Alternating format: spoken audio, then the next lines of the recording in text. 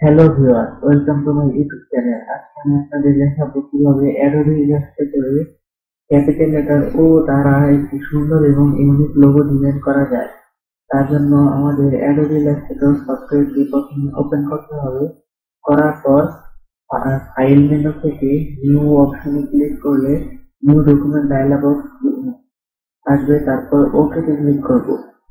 তারপর তারপর টাইপ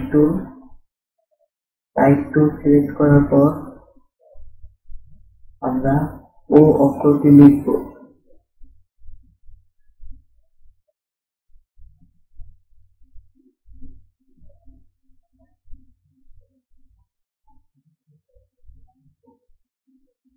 ও অক্ষরটি লেখার পর মুভ টুল থেকে ও এর কর্নারে ক্লিক করে শিফট অল্ট প্রেস করে ড্র্যাগ করব।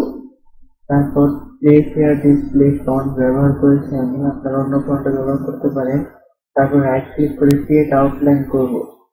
করার পর ইলিপস টুল সিলেক্ট করে একটা ইলিপস ক্রিয়েট করব।